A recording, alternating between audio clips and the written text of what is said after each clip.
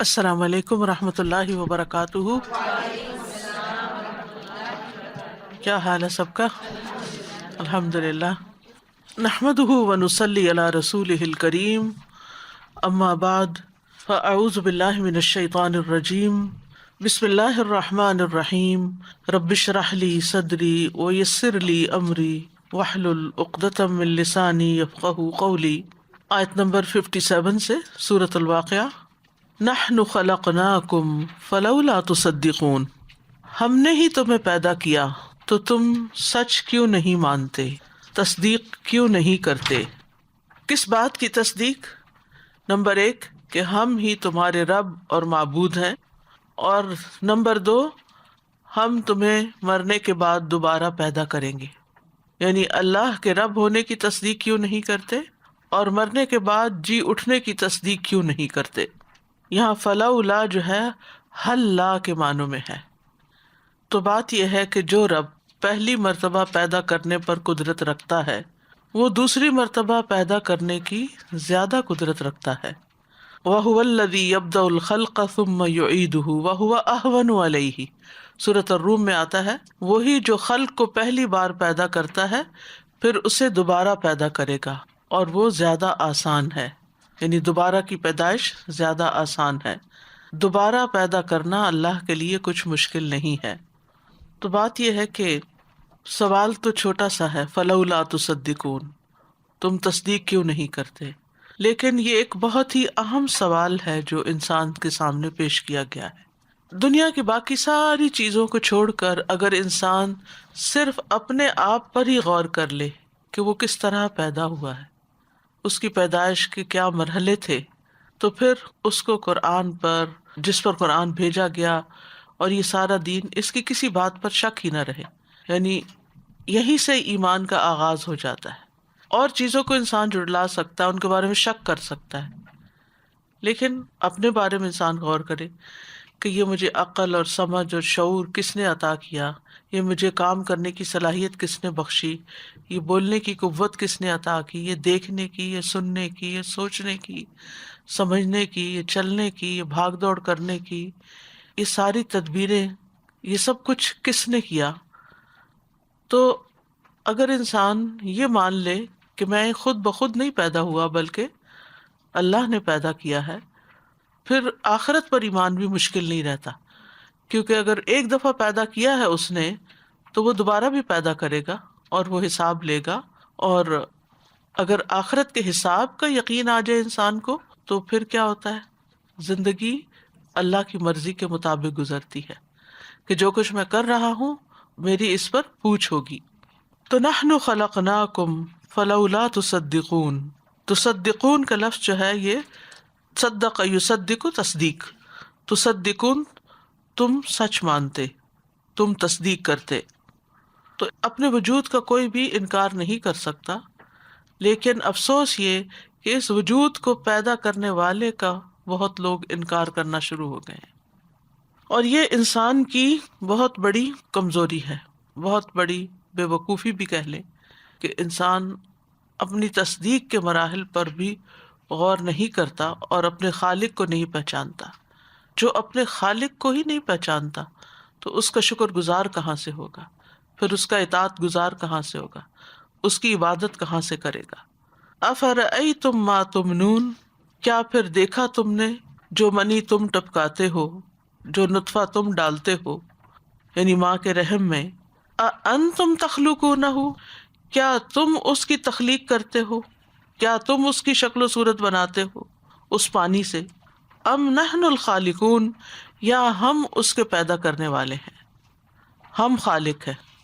ایک مرحلے کے بعد ایک مرحلے میں کہا جاتا ہے کہ مرد کے جسم سے 250 ملین یعنی 250 ملین سپرم نکلتے ہیں، اور پھر وہ ایک کٹھن سفر کے بعد اووم تک صرف 1000 پہنچتے ہیں، سارے نہیں پہنچ پاتے، اور پھر ان 1000 میں سے بھی صرف ایک کو اجازت ملتی ہے ایگ کی طرف سے کہ وہ اس کو اندر آنے کی اجازت دے، اور پھر کس طرح اللہ سبحانہ تعالیٰ ان دو کے ملاپ سے، یعنی سپرم اور ایگ کے ملاپ سے ایک پورا زندہ جیتا جاگتا عقل و شعور والا انسان پیدا کر دیتا ہے، یہ ایک حیرت انگیز پروسیس ہے کہ جس پر انسان بالکل بے بس ہو کے رہ جاتا ہے کہ اس کے اپنے اختیار میں کچھ بھی نہیں، یہ سب کچھ کرنے والا اللہ ہی ہے۔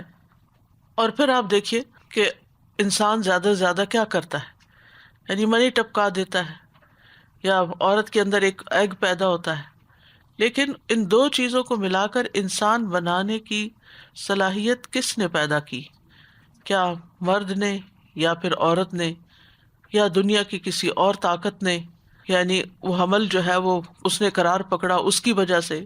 اور پھر یہ کہ ایک کے بعد ایک سٹیپ آتا ہے، خلقن بعد خلقن، کس طرح وہ علقہ بنتا ہے اور علقہ سے مضغہ بنتا ہے اور مضغہ جو ہے عظام میں بدلتا ہے۔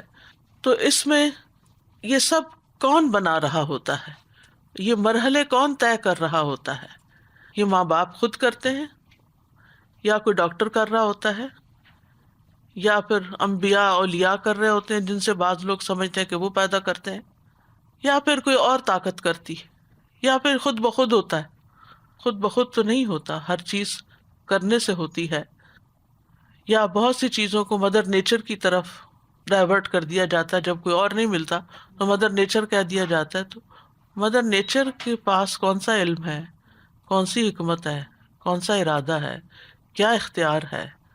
جی کہ وہ مدر نیچر جو ہے اس کو کوئی ڈیفائن کرے کہ اس کی کیا قوتیں اور صلاحیتیں ہیں، اس کے اندر کوئی کام کرنے کی کہاں سے کوئی طاقت ہے۔ اور پھر یہ ڈیسائیڈ کرنا کہ یہ مرد ہوگا یا عورت ہوگی، یا پھر خوبصورت ہوگا یا کتنی اس کی عمر ہوگی، کیا کیا یہ کھائے گا، یہ ساری تدبیر، یہ ساری پلاننگ جو ہے یہ کون کرتا ہے؟ اَأَنتُمْ تَخْلُقُونَهُ أَمْ نَحْنُ الْخَالِقُونَ نَحْنُ قَدَّرْنَا بَيْنَكُمُ الْمَوْتَ، ہم نے تمہارے درمیان موت کو تقسیم کیا۔ نَحْنُ قَدَّرْنَا بَيْنَكُمُ الْمَوْتَ، ہم نے تمہارے درمیان موت کا وقت مقرر کیا۔ وما نحن بمسبوقین، اور ہم ہرگز عاجز نہیں ہیں۔ کیا معنی ہے قدرنا بینکم الموت؟ ایک معنی ہے مقرر مدت لکھ دی، یعنی موت کی مقررہ مدت لکھ دی، نہ اس میں اضافہ ہوگا نہ کمی ہوگی۔ دوسرا یہ ہے کہ وقت لکھ دیا کہ کس وقت کس جگہ پر موت آئے گی۔ اور پھر فرما بردار ہوں یا نافرمان ہوں، آسمان والے ہوں یا زمین والے ہوں، سب کے لیے اللہ ہی نے اس کو جاری کیا ہے، یعنی موت کو۔ نہ صرف یہ کہ موت کا وقت مقرر ہے، بلکہ موت کا فرشتہ بھی مقرر ہے۔ سورۃ سجدہ میں آتا ہے قُلْ يَتَوَفَّاكُم مَلَكُ الْمَوْتِ الَّذِي وُكِّلَ بِكُمْ ثُمَّ إِلَىٰ رَبِّكُمْ تُرْجَعُونَ۔ اور جب موت کا مقرر وقت آ جاتا ہے تو فرشتہ جان قبض کر لیتا ہے۔ حَتَّىٰ إِذَا جَاءَ أَحَدَكُمُ الْمَوْتُ تَوَفَّتْهُ رُسُلُنَا وَهُمْ لَا يُفَرِّطُونَ، یہاں تک کہ جب تمہارے میں سے کسی ایک کو موت آتی ہے، اسے ہمارے بھیجے ہوئے قبض کر لیتے ہیں اور وہ کوتاہی نہیں کرتے۔ اور پھر اس معاملے میں وَمَا نَحْنُ بِمَسْبُوقِينَ، کہ کوئی ہم پہ غالب نہیں آ سکتا، کوئی ہمیں عاجز نہیں کر سکتا کہ موت کا وقت بدل دے، یا پھر موت کی جگہ کو بدل دے، یا موت سے بھاگ جائے، کوئی بھی نہیں کر سکتا۔ مسبوقین کا لفظ جو ہے نا یہ سباق سے ہے، سباق کہتے ہیں ریس کو، سابق کہتے ہیں ریس لگانے والا، اور مسبوق کہتے ہیں جو ریس میں ہار جائے، یعنی جس سے آگے کوئی نکل جائے۔ سابق آگے نکلنے والا اور مسبوق پیچھے رہنے والا۔ وما نحن بمسبوقین، اور یہ کتنی اہم بات ہے نا کہ جب موت آتی ہے تو بعض اوقات انسان بظاہر بالکل ٹھیک ہوتا ہے، اس کے سارے ٹیسٹ ٹھیک ہوتے ہیں، کہ پھر بھی موت آ جاتی۔ میری والدہ 2 سال پہلے انہی دنوں میں فوت ہوئی، تو ظاہر ہے روزانہ ہاسپٹل میں جاتے تھے۔ مجھے یاد ہے کہ میں ان کے پاس بیٹھی ہوئی تھی تو ڈاکٹر آئے، انہوں نے ساری چیزیں چیک کی، جو بھی ان کے ٹیسٹ ہوئے تھے، کڈنی بھی ٹھیک کام کر رہی ہے، لیور بھی، ہارٹ بھی ٹھیک کام کر رہا ہے، سب کچھ ٹھیک کام کر رہا ہے، اور دوسرے دن یا تیسرے دن ان کی ڈیتھ ہو گئی۔ کیونکہ موت کا ایک وقت لکھا ہوتا ہے، تو ٹھیک ہے اس سے پہلے انسان کے اوپر کچھ سکرات اور کچھ وقت ایسا آتا ہے کہ وہ صحت کی نسبت بیماری کے زیادہ قریب ہوتا ہے، لیکن ڈاکٹرز اس سے زیادہ کیا کر سکتے ہیں؟ اگر وقت لکھا ہوا تو آپ بچا نہیں سکتے. اور کبھی کیا ہوتا ہے، ڈاکٹرز ہوپ نہیں دلاتے، کہتے ہیں بس اب یہ ختم ہو جائے گا، لیکن پھر کیا ہوتا ہے، مریض دوبارہ سروائیو کر جاتا ہے کیونکہ ابھی اس کا وقت نہیں آیا. تو کوئی بھی اللہ سبحانہ تعالیٰ کو مغلوب نہیں کر سکتا، اس کی پلاننگ میں خلل نہیں ڈال سکتا. وما نحن بمسبوقین. اور پھر الا ان نبدل امثالکم، اس بات سے بھی ہم عاجز نہیں کہ تم جیسوں کو بدل کے رکھ دیں، یعنی تمہاری جگہ اوروں کو لانے کی ہم میں قدرت نہ ہو. ہم ایک جنریشن کو ختم کر کے ایک اور کو لے آتے ہیں. امثالکم تمہاری مثالیں، یعنی تم جیسے. وَنُنشِئَكُمْ فِي مَا لَا تَعْلَمُونَ، اور نئے سرے سے تمہیں ایسی صورت میں پیدا کر دیں جو تم جانتے ہی نہیں. یعنی ہم اس بات پر قادر ہیں کہ تمہاری جگہ تمہارے عوض دوسروں کو لے آئیں، کیونکہ ہم نے تمہاری موت کو مقدر کر دیا. یہ سلسلہ کیوں قائم کیا؟ تاکہ ایک جائے اور ایک آئے. اور پھر ہم اس بات سے بھی عاجز نہیں کہ تمہاری ایسی شکلیں بنا دیں جنہیں تم جانتے نہیں، یعنی تمہاری صورتیں مسخ کر کے رکھ دیں. تو یہاں اللہ سبحانہ وتعالیٰ کی پہچان اور اس کی قدرت کا ذکر کیا جا رہا ہے. یعنی موت کو بھی کوئی نہیں ٹال سکتا، دنیا سے جانے سے کوئی انکار نہیں کر سکتا، کسی اور شکل میں اللہ تعالیٰ بدل دے اس سے بھی کوئی اللہ سبحانہ تعالیٰ کے فیصلے کو نہیں بدل سکتا. تو یہ ساری کی ساری چیزیں جو ہیں یہ دراصل اللہ کے اختیار میں ہیں. پیدائش بھی اللہ کے اختیار میں، موت بھی اللہ کے اختیار میں. اللہ تعالیٰ ہی فیصلہ کرتا ہے کون ماں کے پیٹ میں مر جائے گا، کون پیدا ہوتے ہوئے مر جائے گا، کون ہے جو بوڑھا ہو کے مرے گا، کون جوانی میں ہی مر جائے گا. تو کوئی بھی کسی کی موت کے بارے میں اپنی مرضی نہیں چلا سکتا، فیصلہ اللہ سبحانہ تعالیٰ کا ہی ہوتا ہے. پھر اسی طرح ہمیں جو شکل ملی ہے اس میں ہمارا کیا اختیار ہے؟ ہمارا کوئی اختیار نہیں ہے. اللہ سبحانہ تعالیٰ ہی کا فیصلہ تھا کہ ہم یہ نقش و نگار لے کے پیدا ہوئے. اسی طرح اللہ تعالیٰ اس سے بھی عاجز نہیں کہ اس شکل کو بدل کے کچھ اور کر دے، کچھ اور خصوصیات ہمارے اندر پیدا کر دے. پھر دنیا میں انسان جیسے بوڑھا ہو جاتا ہے لیکن قیامت کے دن بوڑھا نہیں اٹھے گا. اللہ سبحانہ تعالیٰ اس کو ایک نئی شکل میں پیدا کرے گا، یعنی جیسے وہ چاہے گا. آج اگر اللہ سبحانہ تعالیٰ نے انسان کے صرف زبان کو بولنے کی طاقت دی ہے تو کل کیا کرے گا؟ ہاتھ اور دیگر اعضاء بھی بولیں گے. اور پھر آج اگر زندگی فانی ہے تو کل جو زندگی ملے گی وہ کبھی فنا نہیں ہوگی، یعنی یہ تبدیلی اللہ کر لے گا. آج اگر تمہیں موت آنی ہے تو کل موت نہیں آئے گی. یعنی آج اگر تمہاری زندگی کے کچھ قوانین اللہ نے بنائے ہیں تو پھر کل ان قوانین کو وہ بدل دے. الا ان نبدل امثالکم وننشئکم فیما لا تعلمون. تو پھر تم کیا کر سکتے ہو؟ کچھ بھی نہیں کر سکتے. وَلَقَدْ عَلِمْتُمُ النَّشْأَةَ الْأُولَىٰ فَلَوْلَا تَذَكَّرُونَ، اور بلا شبہ یقیناً تم پہلی دفعہ پیدا ہونے کو جان چکے تو تم کیوں نصیحت حاصل نہیں کرتے. یعنی اگر اللہ نے تمہیں پہلی دفعہ پیدا کیا ہے اور تمہیں کان، آنکھ، سوچ سمجھ کی ساری صلاحیتیں دی ہیں تو تم نصیحت کیوں نہیں حاصل کرتے کہ وہ دوبارہ بھی تمہیں اس سے زیادہ دیکھنے، سننے، سمجھنے والا بنا دے گا اور دوبارہ بدل کے کچھ اور سے اور پیدا کر دے گا. کیونکہ وہاں نمبر ایک انسان کو دوبارہ موت نہیں آئے گی، پھر یہ کہ اس کا جسم بڑا ہوگا، پھر یہ کہ اس کے احساسات شدید ہوں گے تاکہ وہ خوشی کو بھی زیادہ بہتر طور پہ انجوائے کر سکے اور تکلیف کو بھی زیادہ محسوس کر سکے.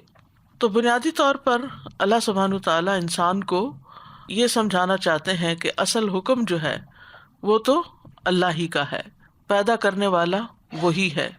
انسان کو صرف غور و فکر کی دعوت دی جا رہی ہے. اچھا، آپ نے دیکھا ہوگا کہ سورۃ الرحمن اور یہاں الواقعہ میں فرق یہ ہے کہ سورۃ الرحمن میں جو انداز ہے وہ صرف خبر دینے کا ہے. اس نے تمہارے لیے یہ پیدا کیا، یہ پیدا کیا، یہ پیدا کیا، جو نعمتیں ہیں ان کی پیدائش کا ذکر ہے. یہاں انداز سوالیہ ہے، وہاں نعمتوں کا ذکر کیا گیا. یہاں پر آپ دیکھیے کہ نحن خلقناکم فلولا تصدقون افرأیتم ما تمنون اانتم تخلقونہ ام نحن الخالقون. سوالیہ انداز میں وہی بات کی گئی کہ ہم نے تمہیں پیدا کیا ہے، اور آگے بھی باقی چیزوں کے بارے میں بھی. اور پھر فلولا تذکرون، یہ بھی ایک سوال ہے کہ تم نصیحت کیوں نہیں پکڑتے. افرأیتم ما تحرثون، ایک اور سوال ہے. وہاں تو آتا ہے نا کہ کھیتی اور والحب ذو العصف والریحان اور یہ ساری چیزیں پیدا کی، تو یہاں پر افرأیتم ما تحرثون سوال کا انداز ہے. کیا تم نے دیکھا جو تم بوتے ہو یا اگاتے ہو؟ اانتم تزرعونہ ام نحن الزارعون، کیا تم اسے اگاتے ہو یا ہم ہی ہیں اگانے والے. یہاں دیکھیں دو لفظ استعمال ہوئے، ایک ہے تحرثون اور ایک ہے تزرعون. دونوں میں فرق کیا ہے؟ حرث کہتے ہیں کھیتی میں دانا بونا، دانا ڈالنا، ہل چلا کے اس میں دانا ڈال دینا. اور زر کہتے ہیں اس بکھرے ہوئے دانے کو اگانا، اس کو پرورش کر کے اس کو بڑھانا. تو انسان کیا کرتا ہے؟ صرف دانا بوتا ہے، ہل جوتتا ہے، جبکہ کھیت اللہ اگاتا ہے، اللہ تعالیٰ کھیتی اگاتا ہے. تو اس نعمت کو یہاں کیوں ذکر کیا گیا؟ یہ بھی بنیادی طور پر نعمتوں کا ذکر ہے. کیوں یہ ذکر کیا گیا ہے؟ تاکہ انسان اللہ کا شکر ادا کرے. سورۃ الرحمن میں بھی اسی لیے نعمتوں کا ذکر کیا گیا کہ شکر ادا کیا جائے. یہاں بھی ذکر کیا جا رہا ہے، سوچنے پہ مجبور کیا جا رہا ہے تاکہ انسان اللہ کو یاد کرے. دوبارہ جی اٹھنے کی طرف بھی یہاں اشارہ ہے. اگر انسان امیجن کرے کہ جس طرح وہ دانے کھیت میں بکھیرتا، کبھی ڈالتے ہوئے دیکھا آپ نے؟ ہر ایک نے یہ سین دیکھا ہوگا، چاہے ٹی وی پہ یا ویسے. تو کیا مٹی کے اندر ایک ایک بیج جا رہا ہوتا ہے نا. اسی سے سمجھے کہ جیسے مرنے کے بعد قبرستان میں انسان جا رہے ہوتے ہیں، کوئی یہاں پلانٹ ہو گیا، کوئی یہاں، کوئی یہاں، کوئی وہاں، کوئی وہاں. اب یہ جو دانا بویا تم نے، اس سے تو نکل آیا ایک پورا کھیت، تو یہ نکالنے والا تو اللہ ہے. اانتم تزرعونہ ام نحن الزارعون، تم نے نکالا یہ کھیت یا ہم نے نکالا؟ اللہ نے نکالا. بالکل اسی طرح یہ مرے ہوئے لوگوں کو زمین سے اللہ تعالیٰ دوبارہ اٹھا دے گا.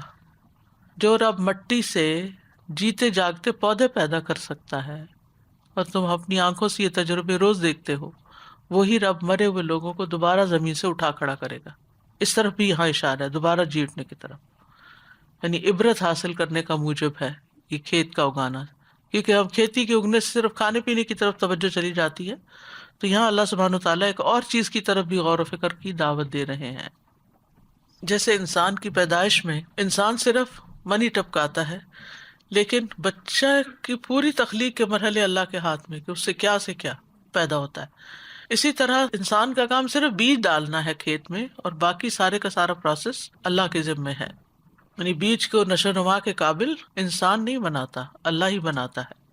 اور ہر بیج سے اسی کی قسم کی چیز پیدا ہوتی ہے. یہ ایک الگ اللہ کی قدرت کی علامت ہے.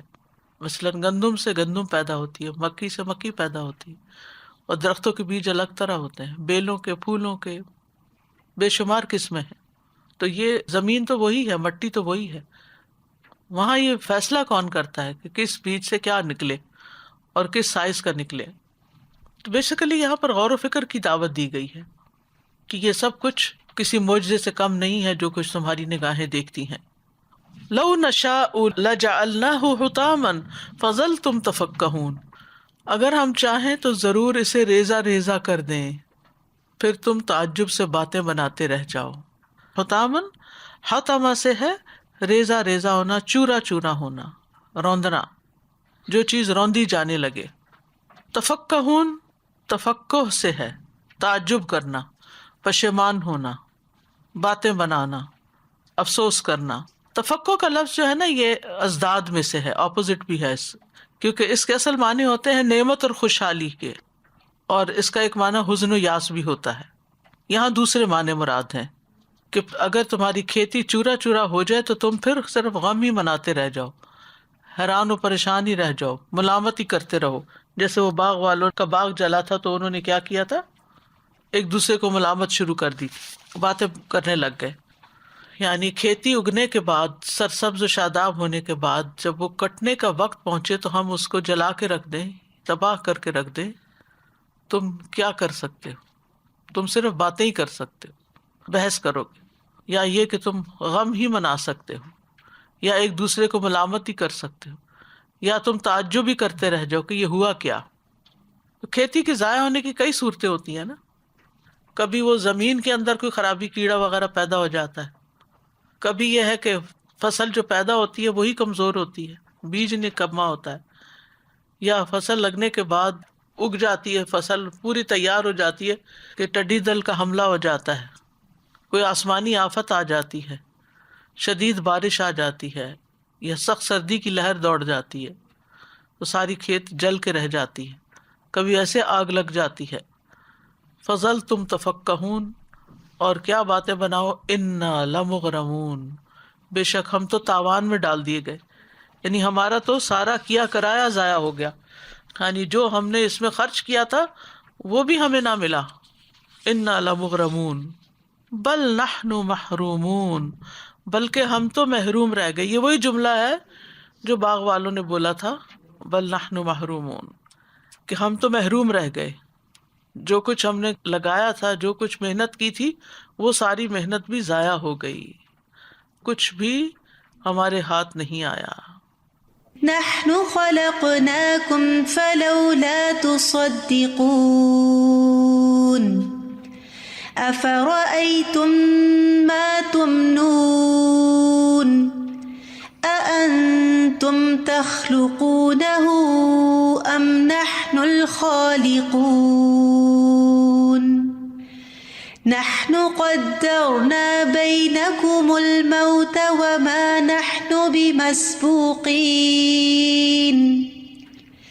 على أن نبدل أمثالكم وننشئكم فيما لا تعلمون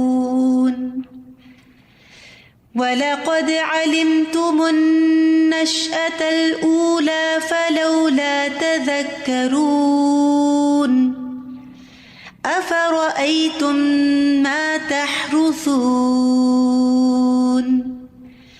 أَأَنْتُمْ تَزْرَعُونَهُ أَمْ نَحْنُ الزَّارِعُونَ لو نشاء لجعلناه حطاما فظلتم تفكهون إنا لمغرمون بل نحن محرومون. ایک طرف اللہ کی قدرت اور دوسری طرف انسانوں کی بے بسی.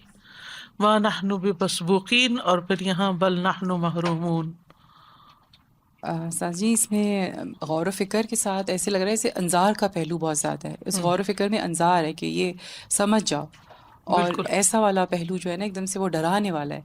نعمتوں کا ذکر بھی ہے سب کچھ، لیکن ان سب سے جیسے اگر کھیتی کی بات آ رہی ہے تو اپنی زندگی، اب دنیا کی زندگی ہماری کھیتی کی اگر وہ مشابہت دیتے ہیں تو اس کے لیے کہ اپنی زندگی کو سدھار لو، ایسا والا پہلو نظر آ رہا ہے. یعنی ہر چیز لہلہانے کے بعد ایک دن ختم ہونے والی بھی. میں یہ کہنا چاہ رہی تھی کہ اس میں شکر کے ساتھ جو پہلو مجھے نظر آیا ہے وہ ہے موٹیویشن کا پہلو، کہ اللہ تعالیٰ کہتے ہیں کہ منی ٹپکائی انسان نے اور ہرس میں دانہ بھی انسان نے ہی ڈالا، لیکن زراعت اور انسان کی تخلیق کا کام اللہ تعالیٰ نے کیا.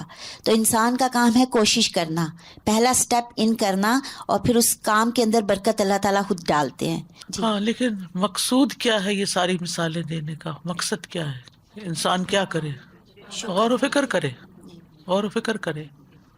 سادہ اس میں غور و فکر کی بات ہمیں جو نظر آ رہی کہ ہمیں سمجھنا چاہیے کہ دنیا تو فانی ہے، ہم تو بس یہاں پہ رہ رہے ہیں. یعنی کہ اللہ تعالیٰ ہمیں کتنی مثالوں سے سمجھا رہے ہیں، ہماری پیدائش سے، ہمیں زراعت سے، ہر چیز سے، آسمان پانی، ہر چیز سے اللہ تعالیٰ سمجھا رہے ہیں.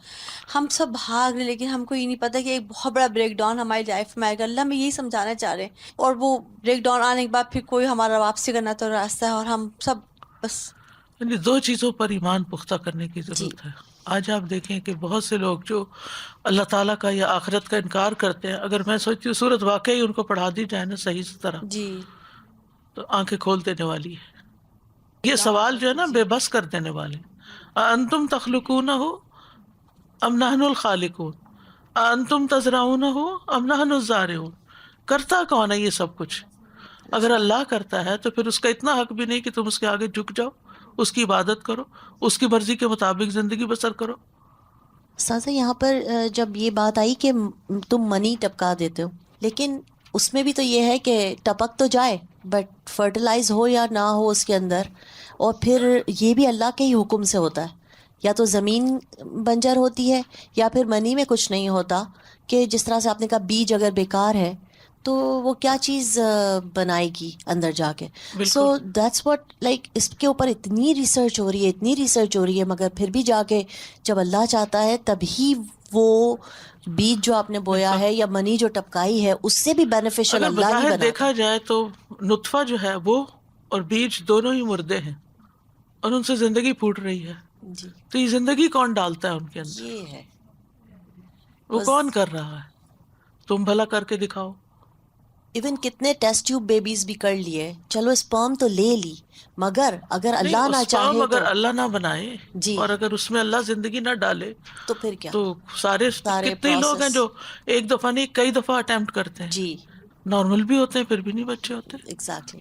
سو بس اللہ ہی ہے جو اس میں بینیفیشل چیز ڈال دے یعنی اور پیدا. اللہ کے وجود کو اکنالج کرنا، اس کو پہچاننا، یہ اصل چیز ہے جس کے لیے یہ آیتیں یہ ساری چیلنج کر رہی ہیں نہ ماننے والوں کو. سازا یہ آیات کا کنیکشن ہے یہاں پہ اتنا خوبصورت ہے.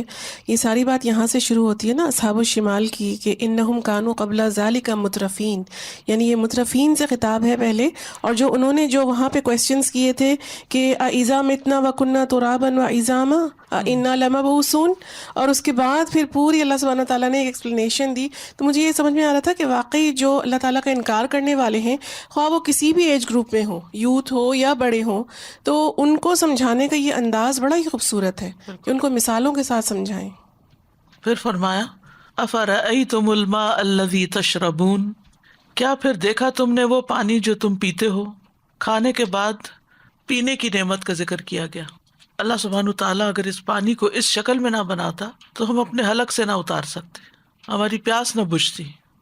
اانتم انزلتموہ من المزن ام نحن المنزلون، کیا تم نے اسے بادل سے اتارا ہے. مزن کہتے ہیں سفید بادل کو، یا وہ بادل جو پانی سے بھرا ہوا ہو. اانتم انزلتموہ من المزن، کیا تم اس کو بادل سے اتارتے ہو، ام نحن المنزلون، یا ہم اتارنے والے ہیں. یہ بھی اللہ کی قدرت کا ایک کرشمہ ہے کہ کس طرح سمندر کی سطح سے سورج کی حرارت کی وجہ سے آبی بخارات اٹھتے ہیں اور پھر یہ شکل اختیار کر لیتے ہیں بادلوں کی، اور پھر وہاں سے چل ہوائیں اٹھا کے ان کو جس زمین پہ برسان ہوتا ہے وہاں تک لے جاتی ہیں. سمندر کا پانی نمکین ہے لیکن وہ بخارات اپنے ساتھ کوئی بھی پولوشن اور سمندر کی نمک اور کوئی چیز نہیں لے کے اٹھتے، صاف ستھرا پانی لے کے اٹھتے ہیں. حالانکہ جن جڑی بوٹیوں سے ہم ارک وغیرہ نکالتے ہیں ان کی خوشبو ساتھ آ جاتی ہے. مثلاً سونف کا جو ارک ہوتا ہے بخارات ہی سے بنتا ہے نا، وہ بھی ان کا ذائقہ بھی ساتھ شامل ہو جاتا ہے. لیکن سمندر کا نہ ذائقہ شامل ہوتا ہے نہ وہاں کی اسمیل. تو پانی کے ہر گھونٹ پہ اللہ کا شکر ادا کرنا چاہیے. اانتم انزلتموہ من المزن ام نحن المنزلون، یعنی بادلوں تک لے جا کے اس پانی کو پھر نیچے برسانا کس کا کام ہے. لو نشاء جعلناہ اجاجا، اگر ہم چاہیں تو ہم اس کو کڑوا بنا دیں، سخت نمکین کھاری بنا دیں. فلولا تشکرون، تم شکر ادا کیوں نہیں کرتے. نبی صلی اللہ علیہ وسلم جب پانی پیتے تھے تو 3 سانس میں پیتے تھے. جب برتن منہ کے قریب کرتے تو بسم اللہ پڑھتے، اور جب دور کرتے تو الحمدللہ کرتے، اللہ کی تعریف بیان کرتے. اور آپ 3 دفعہ ایسا کرتے تھے. اور ایک اور حدیث سے پتہ چلتا ہے کہ جو پانی پی کر اللہ کا شکر ادا کرتا ہے اللہ اس بندے سے راضی ہو جاتا ہے. پانی پینا تو روز مرہ کا معمول ہے، تو کیا اللہ کو راضی کرنا اتنا مشکل کام ہے؟ لیکن ہم نہ پیتے وقت اللہ کو یاد کرتے ہیں اور نہ پی کر اللہ کو یاد کرتے ہیں. یہاں پر اس میں بھی سارے سوالات ہیں. پھر ہے افرأیتم النار التی تورون، کیا پھر تم نے وہ آگ دیکھی ہے کبھی جو تم سلگاتے ہو. یہ روز مرہ کی چیز ہے نا، ہر روز ہمارا ان سے انٹریکشن ہوتا ہے، پانی پینے سے، آگ سے، کھیت دیکھتے ہیں، انسانوں کی پیدائش ہو رہی ہے، موت ہو رہی ہے، یہ خبریں روز ہم سنتے ہیں. کلوز انٹریکشن ہوتا ہے ان ساری چیزوں کے ساتھ، لیکن غور و فکر نہیں کرتے کہ یہ سب کچھ کس کے کرنے سے ہو رہا ہے. نئے نئے معجزات مانگتے ہیں، حالانکہ ان میں سے ایک ایک چیز معجزے سے کم نہیں. تو کیا دیکھی تم نے وہ آگ جو تم سلگاتے ہو، یعنی جو تم جلاتے ہو.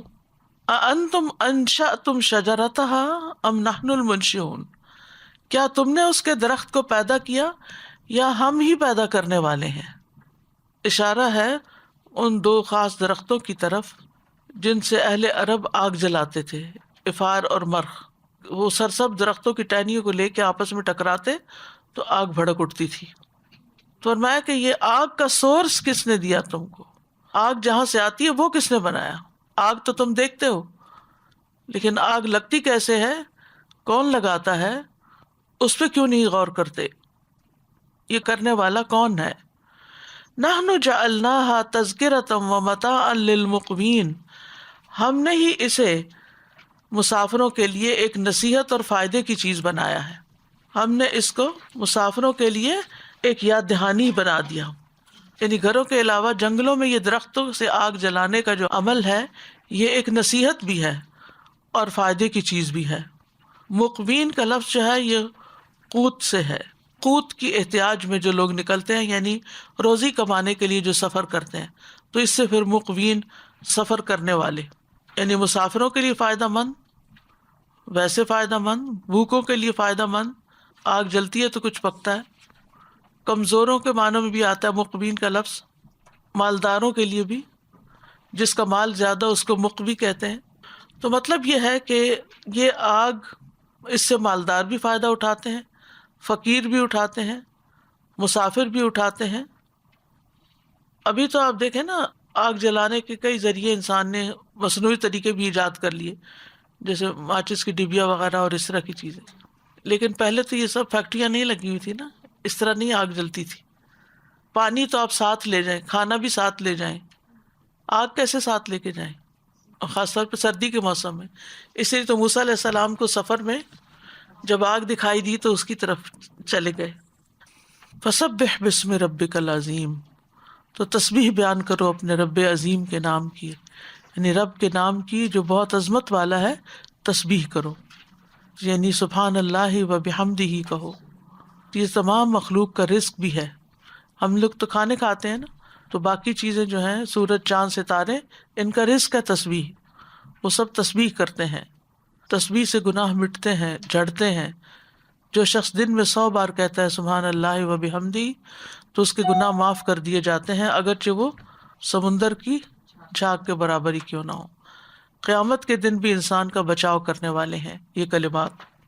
بنیادی طور پر اللہ سبحانہ تعالیٰ نے نعمتوں کو پیدا کیا انسانوں کے لیے، اور انسانوں سے کیا چاہا کہ وہ شکر ادا کرے. فلولا تشکرون، اور اپنے پیدا کرنے والے کو نہ بھولیں، اس کو یاد رکھیں.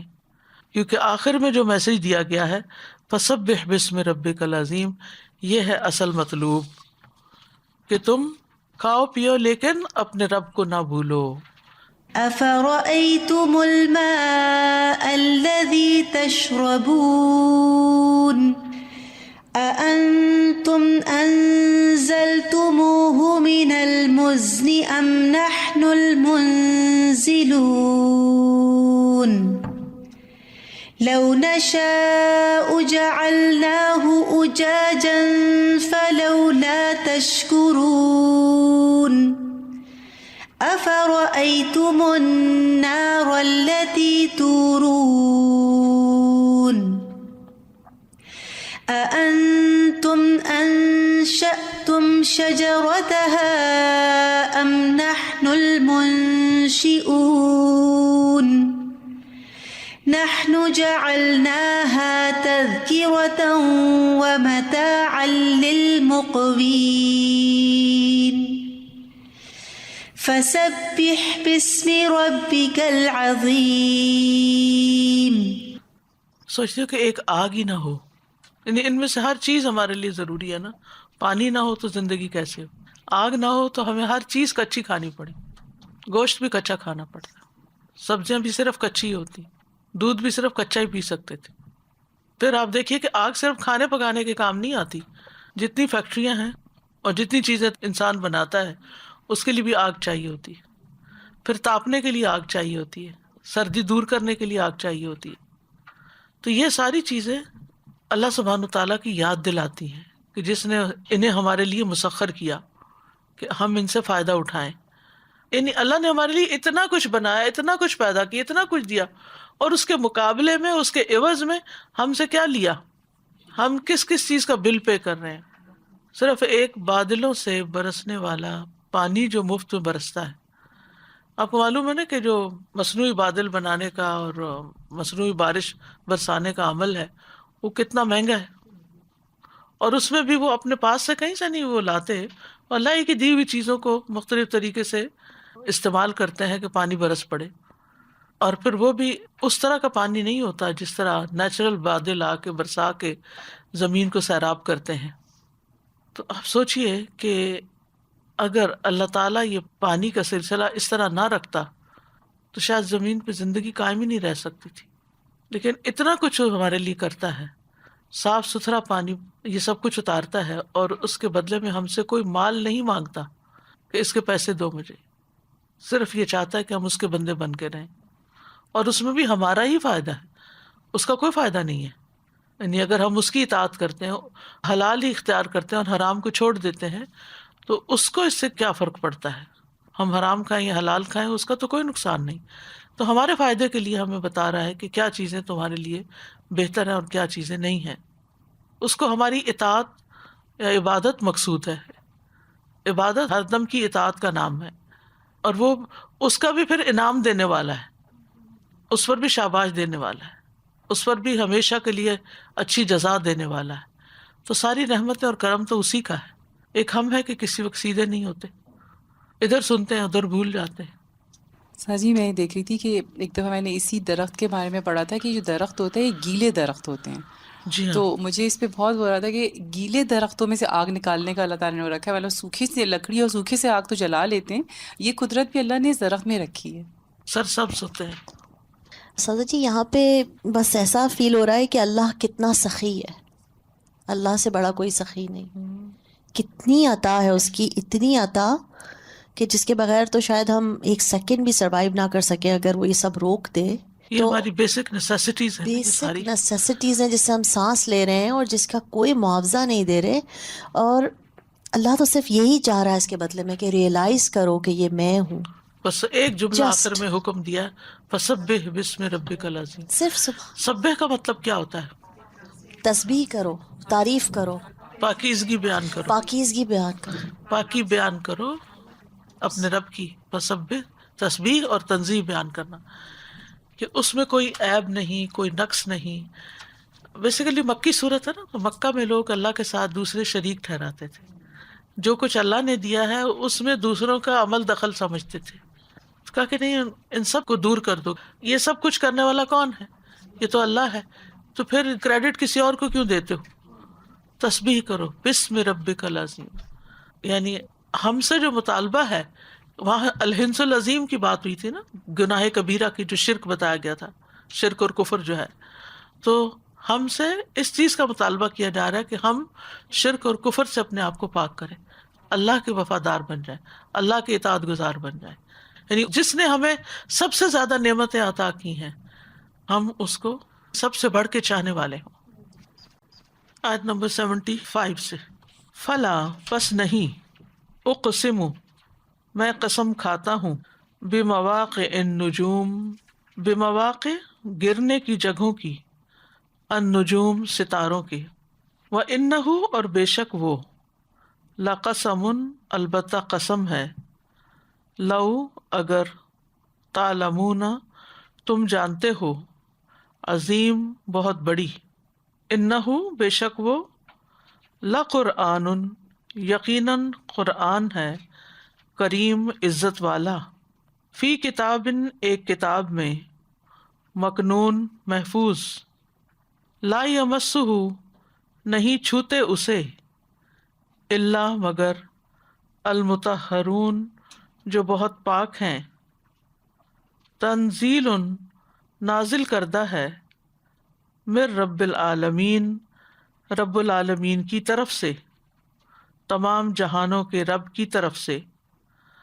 افا بہذا کیا بھلا ساتھ اس، الحدیثی بات سے، انتم تم، مدہنون بے پروائی کرنے والے ہو، وتجعلون اور تم بناتے ہو رزقکم اپنا حصہ انکم یہ کہ تم تکذبون تم جھٹلاتے ہو فلولا پس کیوں نہیں اذا جب بلغت پہنچ جاتی جان الحلقوم حلق کو وانتم اور تم حین اذن اس وقت تنظرون دیکھ رہے ہوتے ہو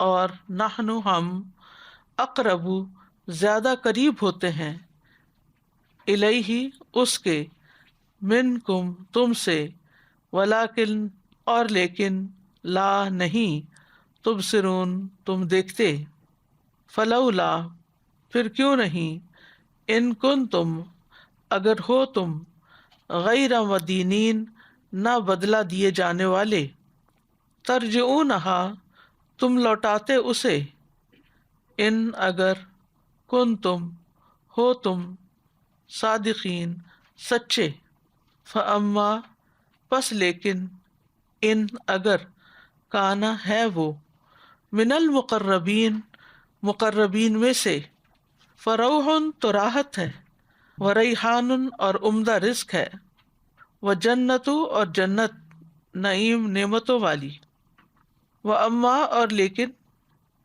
ان کانا اگر ہے وہ من اصحاب الیمین دائیں ہاتھ والوں میں سے فسلام تو سلام ہے لکا تیرے لیے من اصحاب الیمین دائیں ہاتھ والوں میں سے ہو واما اور لیکن ان کانا اگر ہے وہ من المکذبین جھٹلانے والوں میں سے الضالین گمراہ لوگوں میں سے فنزل تو مہمانی ہے من حمیم کھولتے پانی سے وتسلیت اور جلنا ہے جہیم جہنم میں ان ھذا بے شک یہ لہوا البتہ وہی ہے حق جو حق ہے الیقین یقینی فسبح پس تسبیح کیجیے بسم ربک اپنے رب کے نام کی العظیم جو نہایت عظمت والا ہے فلا أقسم بمواقع النجوم وإنه لقسم لو تعلمون عظيم إنه لقرآن كريم في كتاب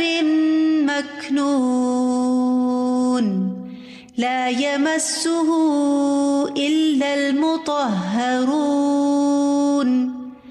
تنزيل من رب العالمين أفبهذا الحديث أنتم مدهنون وتجعلون رزقكم أنكم تكذبون فلولا إذا بلغت الحلقوم وأنتم حينئذ تنظرون ونحن أقرب إليه منكم ولكن لا تبصرون فلولا إن كنتم غير مدينين ترجعونها إن كنتم صادقين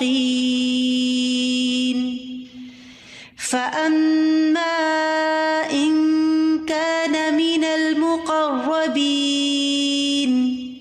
فروح وريحان وجنة نعيم وأما إن كان من أصحاب اليمين فسلام لك من أصحاب اليمين وأما إن كان من المكذبين الضالين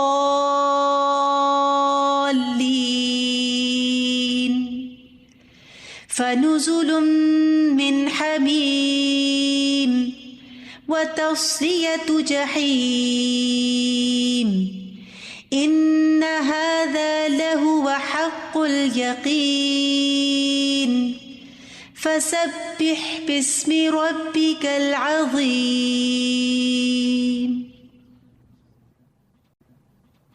جیسے پہلے 3 گروہوں کا ذکر ہوا، اب آخر میں ان کے انجام کا ذکر ہے.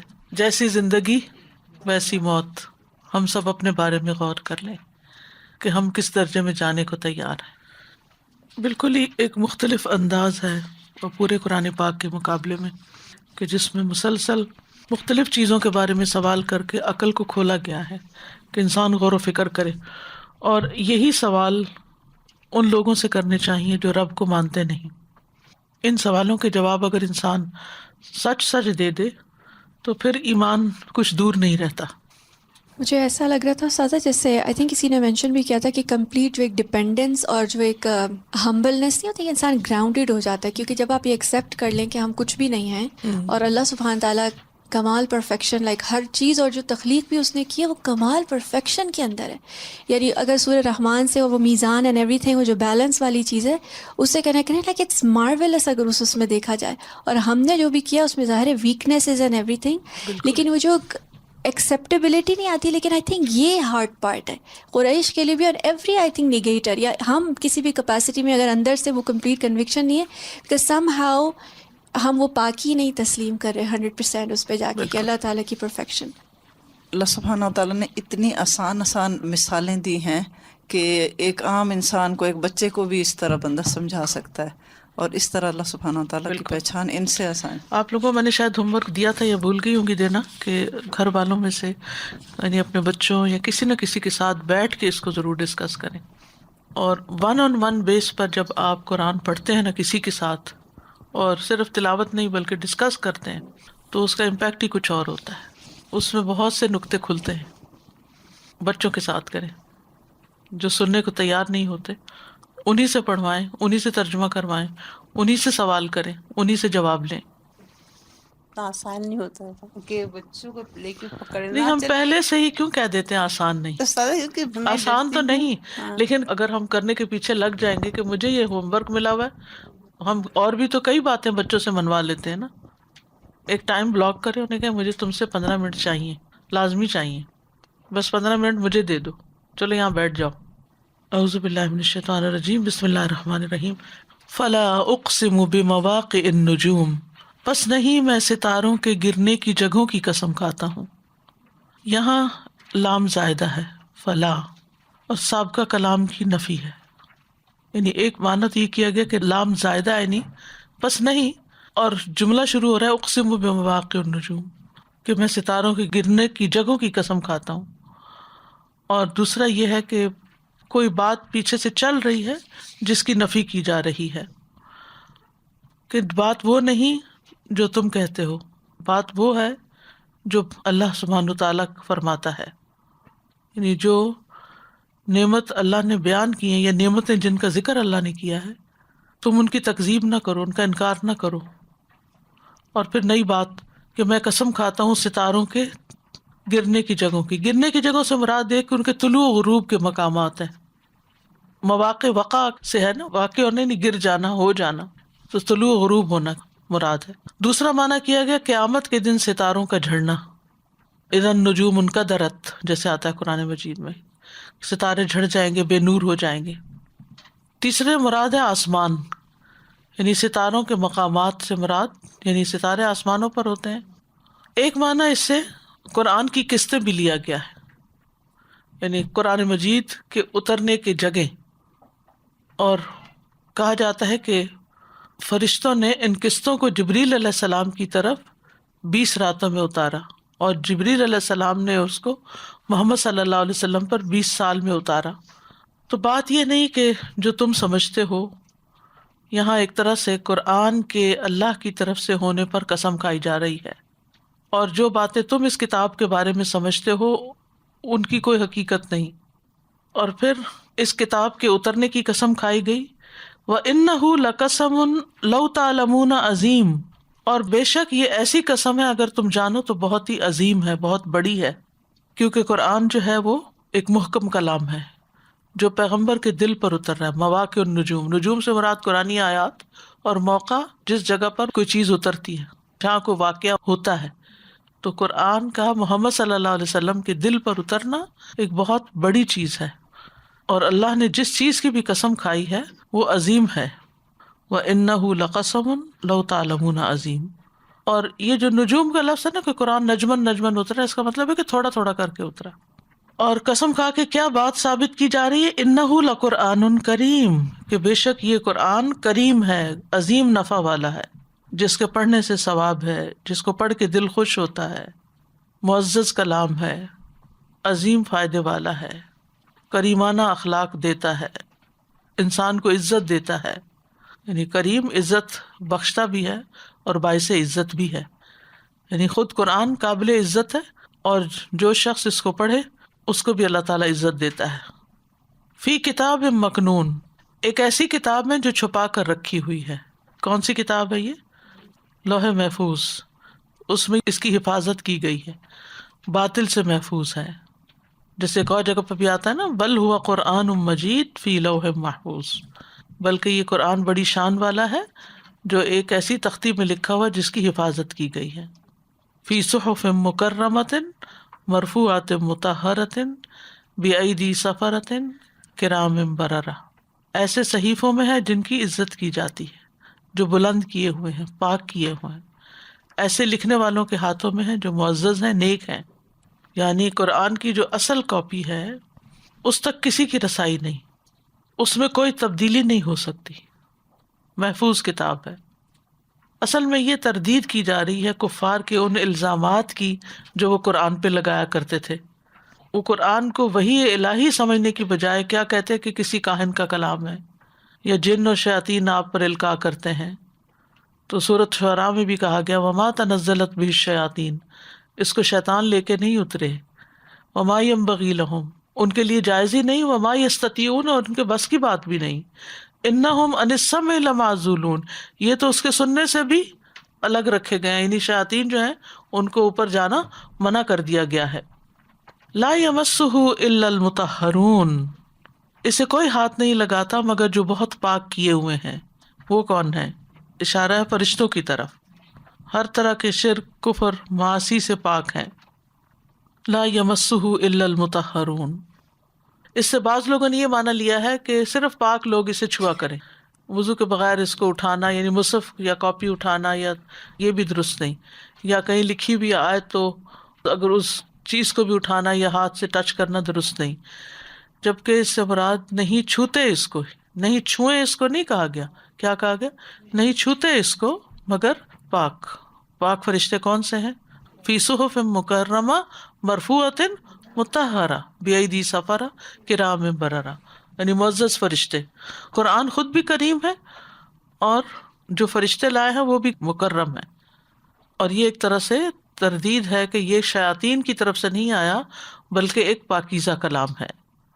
تنزیل من رب العالمین، یہ رب العالمین کی طرف سے نازل کرتا ہے. یعنی کس کی طرف سے نہیں ہے اور کس کی طرف سے ہے؟ شیاطین کی طرف سے نہیں ہے. وما تنزلت بہ الشیاطین، بلکہ یہ کیا ہے؟ تنزیل من رب العالمین. اور یہ بھی کہ یہ کلام ہے، ٹھیک ہے، مخلوق نہیں ہے، نازل کردہ ہے. افبہذا الحدیث انتم مدہنون، کیا پھر اس کلام سے تم بے اعتنائی برتتے ہو، بے توجہی برتتے ہو؟ یعنی وہ کلام جو معزز فرشتے لے کر آئے ہیں، خود بھی معزز ہے، اس کے ساتھ تمہارا یہ سلوک ہے، اس کے ساتھ تم یہ معاملہ کر رہے ہو. یعنی جو اللہ کا کلام ہے، جو فرشتوں نے اتارا ہے، جس کے اتارنے میں اتنا اہتمام کیا گیا ہے، جو محمد صلی اللہ علیہ وسلم کے قلب مبارک پر اتارا گیا ہے، جو ایک مبارک رات اور ایک مبارک مہینے میں اتارا گیا ہے، اس کے ساتھ تمہارا یہ سلوک ہے. افبہذا الحدیث انتم مدہنون، یہ پھر سوال ہے، کیا اس کلام سے تم بے توجہی کرتے ہو، اس کی طرف تم دھیان نہیں دیتے؟ یہاں مدہنون کا لفظ ہے. دہن عربی میں کہتے ہیں چکنائی کو، روغن، تیل وغیرہ، کس چیز کو تیل لگا کے نرم کرنا. تو مداحنت کا معنی ہوتا ہے کسی بات میں لچک پیدا کر لینا، ڈھیلا پڑنا، منافقت کا رویہ اختیار کرنا، کسی چیز کو اپنی سنجیدہ توجہ کے قابل نہ سمجھنا، اس کو سیریسلی نہ لینا، اس کے ساتھ نان سیریس رویہ اختیار کرنا، امپورٹنس نہ دینا. اللہ اکبر، کتنی بڑی بات ہے یہ. اللہ کا کلام ہو جو خالق کائنات ہے، اور پیچھے سارے دلائل کس بات کے دیے گئے کہ اس کو تم نہیں مانتے، اور اب اس کے کلام کی بات ہو رہی کہ اس کے کلام کے ساتھ ہمارا یہ رویہ. اگر اوور آل دیکھیں اس وقت امت مسلمہ کا حال، کہ مانتے ہوئے بھی کہ اللہ کا کلام ہے، پھر توجہ نہیں، پھر اس کے لیے وقت نہیں، پھر اس کے لیے اپنی جان نہیں لگاتے، اپنا ذہن نہیں لگاتے، اپنا مال نہیں لگاتے. ہمارے دن کا ایک بڑا وقت کس چیز میں گزر جاتا، فضول باتیں سننے میں، بولنے میں، کرنے میں. کسی کی کال آ گئی، کسی کا میسج آ گیا، کسی کا کوئی رونا پڑا ہوا ہے، کوئی ادھر کی بات، ان امپورٹنٹ باتوں میں ہمارا اتنا وقت چلا جاتا ہے. کوئی کس چیز کی پیشن گوئیاں کر رہا ہے، کوئی بھانت بھانت کی بولیاں، ہر شخص اٹھتا ہے اور کچھ نہ کچھ کہہ رہا ہے. ابھی آپ نے شاید ٹک ٹاک وہ دیکھی ہوگی، اس کا میں نے بہت چرچا سنا تھا، میں نے کہا میں ذرا اس کو ڈاؤن لوڈ کر کے دیکھوں. لا حول ولا قوت الا باللہ. یعنی میں سوچ رہی تھی اس کو، جو میں نے دیکھا اسکرول کیا تو سوچ رہی تھی کہ یہ ٹیسٹ رہ گیا لوگوں کا، اور اس میں بیٹھے گھنٹوں بس صرف یہ دیکھ رہے ہیں کہ لوگ کیا کر رہے ہیں، کیا کہہ رہے ہیں. کتنا بڑا فتنہ ہے. اور اس کے مقابلے میں پاس ہی رکھا ہوا کلام، بلکہ اسی کے ساتھ والی ایپ قرآن کی ایپ ہوگی، اس کو کتنی دفعہ کھولتے ہیں، اس کے معنی میں کتنا غور کرتے ہیں، اس کو کتنا سمجھنے کی کوشش کرتے ہیں. کن چیزوں میں ہمارا وقت برباد ہو رہا ہے. ایک تو وہ قوم ہے نا جس کو پتہ ہی نہیں کہ یہ اللہ کا کلام ہے، اور ایک وہ جس کو پتہ ہی اللہ کا کلام ہے، پھر اللہ کا کلام چھوڑ کے. اس وقت تو مجھے اور زیادہ تکلیف اور پریشانی ہوتی ہے کہ جب لوگ اپنی 60s بھی کراس کر جاتے ہیں اور ان بیکار کے شغلوں میں لگے رہتے ہیں، زیادہ ٹائم اسکرین کے ساتھ گزارتے ہیں، پتہ نہیں کس وقت کس نے چلے جانا ہے. تو آگے جو چیز توشہ کام آنا ہے اس کو کھول کے نہیں دیکھتے، اس کو نہیں پڑھتے. کس قدر محرومی کی بات ہے. اور قابل رشک ہوتے ہیں وہ بزرگ جو اپنے جانے کی تیاری کرتے رہتے ہیں. تو اس لیے اس کلام کے ساتھ تمہارا یہ رویہ، تم اس کو اہمیت ہی نہیں دیتے. کہا تو کفار مکہ سے جا رہا ہے جو مانتے ہی نہیں تھے، جو اس کی طرف دھیان نہیں دیتے تھے. لیکن آج ہم جو مانتے ہیں، ہم کیا کر رہے ہیں؟ ہم کتنی اس کی طرف توجہ کرتے ہیں، ہم اس کی کتنی موافقت کرتے ہیں، ہم اس کے پڑھنے پڑھانے میں کتنا وقت لگاتے ہیں. میں سوچ رہی تھی کہ مداہنت میں کیا یہ چیز بھی آئے گی، جیسے جو لوگ ہمارے دین کی فار انسٹنس لیجسلیشن ہے یا جو مین احکام ہے اس کے بارے میں وہ جو ایکسکیوزز والا رویہ اور جو یہ سب بھی ہے. مداہنت میں کمپرومائز کرنا آ جاتا ہے نا، منافقت والا رویہ اختیار کرنا، نہیں یہ ایسا نہیں، ایسا ہے. وَتَجْعَلُونَ رِزْقَكُمْ أَنَّكُمْ تُكَذِّبُونَ، اور تم اپنا رزق یہ بتاتے ہو، یہ بناتے ہو کہ تم اس کو جھٹلاتے ہو. یعنی جس طرح روز کے تمہارے باقی معمولات ہیں، جس طرح روز کھانا کھانا تمہارا معمول ہے، رزق تمہارا، جیسے تم روز کھانا کھاتے ہو، ایسے ہی روز تم اس کلام کو جھٹلاتے ہو. ایک معنی تو یہ کیا گیا. اور دوسرا یہ کہ تم نے اپنا حصہ یہ لگا رکھا ہے، اب تم نے اپنا رزق، قرآن بھی ایک رزق ہے نا، تو تم نے اس رزق میں سے یہ حصہ لے رکھا کہ اس کو جھٹلاتے ہو. یعنی اس نعمت کی یہ قدردانی کرتے ہو، یہ شکر گزاری کرتے ہو کہ تم اس کو جھٹلا کر دنیا کے فائدے اٹھانا چاہتے ہو، یا اس کو چھوڑ کر اور چیزوں کی طرف متوجہ ہونا چاہتے ہو. یعنی جس قرآن کو اتنی اہمیت حاصل ہے کہ وہ تنزیل من رب العالمین ہے، رب العالمین کی طرف سے نازل کردہ ہے، اور وہ کلام جس کو لا یمسہ الا المطہرون ہے، جس کی اتنی بڑی شان ہے، جو ایک محفوظ مقام پر رکھا گیا ہے، تمہارا اس کے ساتھ رویہ یہ ہے، تو پھر ٹھہر جاؤ، دیکھو کہ ہوتا ہے کیا. فلولا اذا بلغت الحلقوم، پھر کیوں نہیں کہ جب جان حلق کو پہنچ جاتی ہے. انتظار کرو پھر اس دن کا جب موت آئے گی، جب جان کنی کا وقت آ جاتا ہے. یہاں پر حلقوم کو خاص کیا ہے. حلقوم سانس گزرنے کے رستے کو کہتے ہیں، وہ نالی نہیں جو گردن کے نچلے پہلو میں دو راستے ہیں نا، یہاں ایک کھانے اور مشروبات کا راستہ ہے اور ایک سانس لینے کا، تو وہ مری کہلاتی ہے جو کھانے اور مشروبات وغیرہ کے گزرنے کا راستہ ہے، اور یہ حلقوم کہلاتی ہے جو سانس گزرنے کی جگہ ہے.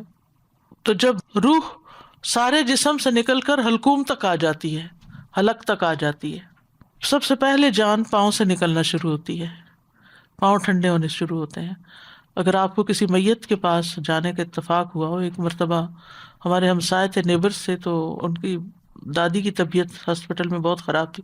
انہوں نے کہا کہ آپ ذرا چل کے ان کو دیکھیں، کوئی دم وغیرہ کر دیں. بہت پرانی 30-35 سال پہلے کی بات. تو جب میں گئی اور میں نے ان کے ہاتھ اور پاؤں چھوئے تو وہ بالکل برف کا ٹکڑا بنے ہوئے تھے، لیکن آنکھوں سے کچھ دیکھ رہی تھی اور سانس بھی ہلکا ہلکا لے رہی تھی. اور پھر یہ سارے بازو، اور کافی دیر ملنے کے بعد بھی ان میں جان نہیں لوٹی، واپس نہیں آئی. اوپر نکلتے نکلتے نکلتے آہستہ آہستہ آہستہ باہر ایک ہچکی سی آتی ہے اور روح باہر چلی جاتی ہے. تو روح جب نیچے سے، یعنی ہاتھوں سے پاؤں سے نیچے سے نکلتے نکلتے اوپر تک آتی ہے تو انسان کے دنیا کے ساتھ رابطے ختم ہونے لگتے ہیں، اور انسان کو پتہ چل جاتا ہے کہ اب میری موت کا وقت آ گیا ہے، دنیا سے اب جدائی کا وقت آ گیا ہے. جیسے وہ سورۃ القیامہ میں نہیں آتا، کلا اذا بلغت التراقی وقیل من راق وظن انہ الفراق والتفت الساق بالساق الی ربک یومئذ المساق. ہرگز نہیں، وہ وقت یاد کرو جب جان ہنسلیوں تک پہنچ جائے گی اور کہا جائے گا ہے کوئی دم کرنے والا، اور وہ یقین کر لے گا کہ یقیناً یہ جدائی ہے. اس دن تیرے رب ہی کی طرف روانگی ہے، اس دن تیرے رب ہی کی طرف روانگی ہے. یعنی تم اس کا انتظار کر رہے ہو. یعنی انسان جب عمر کے خاص حصے کو پہنچ جاتا ہے تو اس کے بعد تو اس کے پاس کوئی عذر رہ ہی نہیں جاتا نا. اس نے اپنے سارے شوق پورے کر لیے، سب کچھ دنیا کی بہاریں دیکھ لی. اب اس کا زیادہ وقت تو آخرت کی تیاری میں گزرنا چاہیے، آخرت کی فکر کرتے ہوئے گزرنا چاہیے. یہ نہیں کہ دوسروں کو نہیں کرنا چاہیے، لیکن نسبتاً بزرگوں کو زیادہ کرنا چاہیے، کیونکہ موت کا وقت دن بدن قریب آتا چلا جا رہا ہے. لیکن اس وقت بھی اگر انسان نہیں ہوش میں آتا، نہیں سنبھلتا، تو پھر کون اس کو سمجھائے گا. فرمایا وَأَنْتُمْ حِينَئِذٍ تَنظُرُونَ، اور تم اس وقت دیکھ رہے ہوتے ہو، یعنی مرنے والے کو دیکھ رہے ہوتے ہو، جس کے اوپر جان کنی کی سکرات کی کیفیت واقع ہوتی ہے اور وہ موت کی سختیاں برداشت کر رہا ہوتا ہے.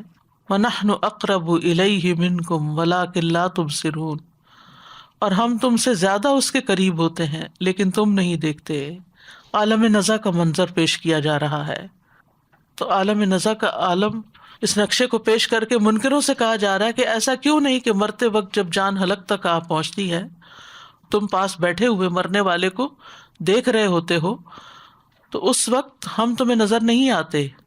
لیکن کہا کیا جا رہا ہے کہ پھر تم اس کو واپس کیوں نہیں لاتے، اس جان کو واپس لے آؤ. اگر تمہارا حکم چلتا ہے، اگر اللہ کا چلتا ہے تو وہ تو اب اس کی جان لے لیتا ہے. فلولا ان کنتم غیر مدینین، سو اگر تم کسی کے محکوم نہیں ہو، یعنی ایک اور معنی یہ کیا گیا کہ اگر کوئی تمہارا محاسبہ کرنے والا نہیں ہے، یا یہ کہ قیامت کے دن دین سے مراد جزا سزا، یعنی قیامت کے دن دوبارہ نہیں اٹھائے جانے والے، مغلوب کیے جانے والے نہیں ہو، اعمال کا بدلہ دیے جانے والے نہیں ہو، ترجعونہا ان کنتم صادقین، تو اس کو لوٹاؤ، یعنی مرنے والی جان کو واپس لے آؤ اگر تم سچے ہو. یعنی اگر تم سچے ہو کہ تمہارے اوپر اور کوئی ہستی نہیں ہے، اللہ نہیں ہے، اور کوئی تمہارا حساب کتاب نہیں ہونا آخرت میں، تو پھر اس کو پروف کرنے کے لیے نکلتی ہوئی جان کو تم واپس جسم میں ڈالو. مرتے وقت جو غیر مومن ہے اس کے لیے ایسے فرشتے آتے ہیں جو اس کے ساتھ ذلت آمیز سلوک کرتے ہیں، ہم نہیں دیکھ سکتے. کہتے ہیں اخرجوا انفسکم الیوم تجزون عذاب الہون، نکالو اپنی جان، آج تمہیں ذلت آمیز سزا دی جائے گی. کافر کی روح موت سے بھاگنے کے لیے جسم کے اندر دوڑ رہی ہوتی ہے نا، کہ کسی طرح میری پکڑ نہ ہو. حدیث میں آتا ہے جب کوئی کافر شخص دنیا سے رخصتی اور آخرت کے سفر پہ جانے کے قریب ہوتا ہے تو اس کے پاس آسمان سے سیاہ چہروں والے فرشتے اترتے ہیں جن کے پاس ٹاٹ ہوتے ہیں اور اس کی حد نگاہ بیٹھ جاتے ہیں. پھر ملک الموت آتے ہیں اور سرہانے بیٹھ جاتے ہیں اور اس سے کہتے ہیں ایتھا النفس الخبیثہ، اے نفس خبیثہ، اللہ کی ناراضگی اور غصے کی طرف چل. یہ سن کر روح اس کے جسم میں دوڑنے لگتی ہے اور ملک الموت اس طرح کھینچتے ہیں جیسے گیلی اون سے گرم سلاخ کھینچی جاتی ہے، اور اس کو پکڑ لیتے ہیں روح کو، اور پھر اس کو چھوڑتے نہیں اور نکال کے ٹاٹ میں لپیٹ کر فرشتوں کے حوالے کرتے ہیں اور وہ لے کے اوپر جاتے ہیں. ایک روایت میں آتا ہے جب اللہ کے دشمن پر موت طاری ہوتی ہے تو وہ دیکھتا ہے جو دیکھتا ہے تو نہیں چاہتا کہ کبھی بھی اس کی روح نکلے، اور اللہ اس سے ملاقات سے نفرت کرتا ہے، اور پھر مسلسل وہ عذاب کی خبر پاتا رہتا ہے، یعنی فرشتے بھی آ کے اس کو مارتے ہیں اور اس کی روح سے انتہائی خلیص بدبو بھی اٹھتی ہے، آسمان کے دروازے اس کے لیے نہیں کھولے جاتے، آسمان سے سجین میں گرا دیا جاتا ہے، پھر اس کے جسم جو ہے وہ قبر میں نہ جانے کی تمنا کرتا ہے، کہتا ہے ہائے بربادی، تم اسے کہاں لے جا رہے ہو، یعنی قبر کی طرف، اور قبر میں انتہائی ہیبت ناک ساتھی اس کو ملتا ہے۔ ایک روایت میں آتا ہے کہ اس کے پاس اس کے برے اعمال ایک ایسے آدمی کی شکل میں آتے ہیں جس کا چہرہ انتہائی کبھی اور اس کے کپڑے انتہائی گندے ہوتے ہیں اور اس سے بہت بری بدبو آتی ہے۔ قبر کے فرشتوں کا حلیہ بھی سنن ترمذی میں بیان کیا گیا ہے کہ جب کسی میت یا تم میں سے کسی ایک کو قبر میں رکھا جاتا ہے تو اس کے پاس سیاہ رنگ کے نیلی آنکھوں والے 2 فرشتے آتے ہیں، ایک کو منکر اور دوسرے کو نکیر کہا جاتا ہے۔ فرشتے گرز لے کر آتے ہیں، ڈانٹ کے سوال پوچھتے ہیں اور پوچھتے ہیں تو کس کی عبادت کرتا تھا، تو وہ کہتا ہے مجھے نہیں پتا۔ مومن کا جواب آگے انشاءاللہ بتائیں گے، لیکن کافر کی روح جب اس سے پوچھا جاتا ہے کہ کس کو پوچھتے تھے، وہ کہتا ہے ہاں لا ادری، مجھے نہیں معلوم۔ منافق بھی یہی جواب دیتا ہے۔ تو جواب درست نہ دینے پر پھر جہنم کا دروازہ کھول دیا جاتا ہے، حرارت اور گرم ہوا آنے لگتی ہے، جہنم سے ہی لباس اور بستر آتا ہے، اور حسرت کے لیے اس کو جنت کا ٹھکانہ دکھایا جاتا ہے، اور اس طرح وہ پھر ہمیشہ کے لیے بے سکون ہو جاتا ہے، قیامت کے دن تک کے لیے سزا بھگتتا رہتا ہے، اور قیامت کے دن اٹھے گا تو پھر مزید اس کے اعمال کا بدلہ اس کو دیا جائے گا شدید ترین سزا کی شکل میں۔